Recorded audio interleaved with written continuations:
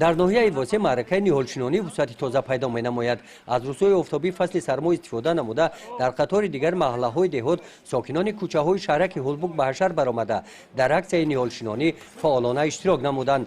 ин ниҳолҳои сояафкани ҳамешасабз дарахти сарв ном доранд. дар кӯчаи ба номи абдувалӣ мирзоев шаҳраки ҳулбуг маркази маъмурии ноҳияи восе дар шафати роҳи пиёдагарди назди биноҳои баландошона бо мақсади зебоии муҳит шинонида шуданд. дар шинонидани дарахтон сокинон, донишҷӯён, кормандони ҷамоати шаҳраки ҳулбуг иштирок доштанд. дар ин самт дар ноҳия кор ба таври хуб ба роҳ монда шудааст. асосан дар ҷамоати абавлурдаки, ҷамоати мирзоалӣ вайс, ҷамоати миралӣ маҳмадалиев, ҷамоати гулистон, ҷамоати тугарак бениҳоят дар сатҳи хуб ба роҳ монда шудааст. дар ин самт аз тарафи соҳибкорон низ одамони дастбахайр низ ёрдам расида истодааст.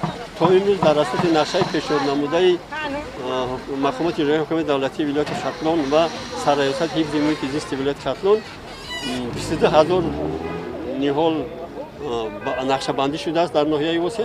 то имрӯз 40% нақша иҷро шуда истодааст. аз ҳисоби мусоид омадани боду ҳаво 40% нақша то иҷро гардидааст. кӯчаи ба номи абдувалӣ мирзоев яке аз кӯчаҳои сераҳолии шаҳрак ба ҳисоб меравад. аз ин рӯ роҳбарияти ҷамоати шаҳрак ва кормандони бахши муҳофизати муҳити зист дар суҳбат аз сокинон даъват ба амал оварданд ки маданияти баланди шаҳрдориро риоя намоянд. аҳолӣ ва меҳмонон ба қадри меҳнати дигарон расида нисбати табиат муҳофизати дарахтон бетарафӣ зоҳир накарда барои парваришу нигоҳубини онҳо таваҷҷӯҳи калон зоҳир намоянд. гузориши хоҷа назриев, худойназар зуҳуров аз ноҳияи восе барои барномаи иттилоотии Навид.